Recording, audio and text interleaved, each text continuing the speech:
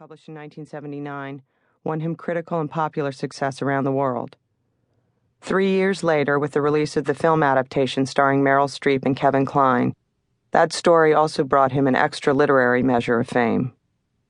Winner of the Prix de Rome, American Book Award, Pulitzer Prize, the Howells Medal from the American Academy of Arts and Letters, and France's Légion d'honneur, my father was considered one of the finest novelists of his time.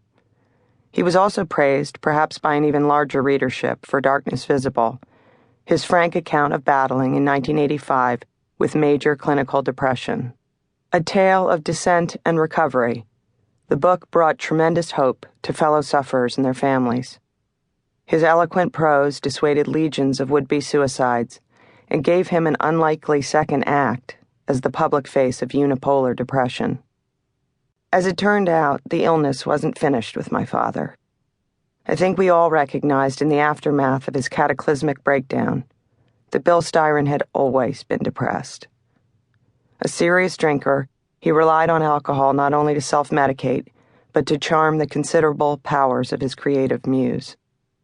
When, at 60, liquor began to disagree with him, he was surprised to find himself thoroughly unmanned.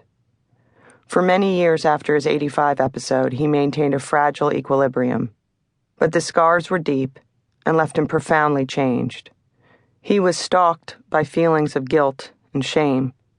Several setbacks, mini major depressions, humbled him further and wore a still deeper cavity in the underpinnings of his confidence.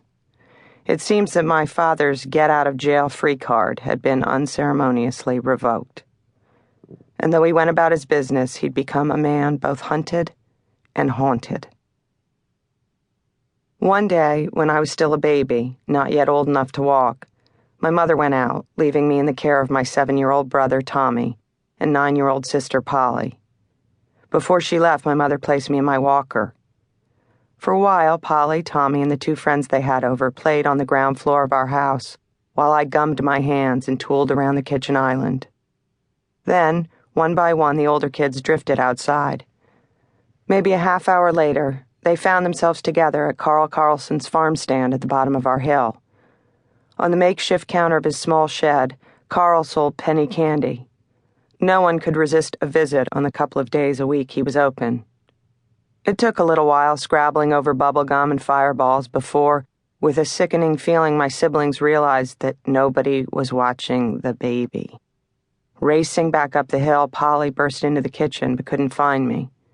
After a minute or so, she heard a small moaning sound and followed it to the basement door.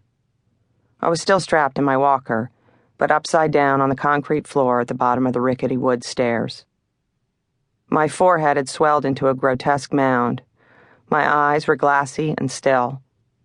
Cradling me, Polly and Tommy passed another stricken, terrified hour before my mother got home and rushed me to the hospital. I've known this famous family story for as long as I can remember, but I was in my 30s before Polly confessed a detail I'd never known. Our father was upstairs napping the whole time. Afraid for her own life as much as for mine, she couldn't bring herself to wake him. Until 1985, my father's tempestuous spirit ruled our family's private life as surely as his eminence defined the more public one. At times querulous and taciturn, cutting and remote, melancholy when he was sober and rageful when in his cups, he inspired fear and loathing in us a good deal more than it feels comfortable to admit. But the same malaise that so decimated my father's equanimity when he was depressed also quelled his inner storm when he recovered. In my adult years, he became remarkably mellow. A lion in winter, he drank less and relaxed more. He showed some patience, was mild, and expressed flashes of great tenderness for his children, his growing tribe of grandchildren, and, most especially, his wife. He also managed, for the first time, to access some of his childhood's unexamined but corrosive sorrows. In 1987, my father wrote A Tidewater Morning, a short story in which he delivered a poignant chronicle of his mother's death from cancer when he was 13. The story would become the title of a collection of short fiction published in 1993 that centered on the most significant themes of his youth. During these years, he also wrote several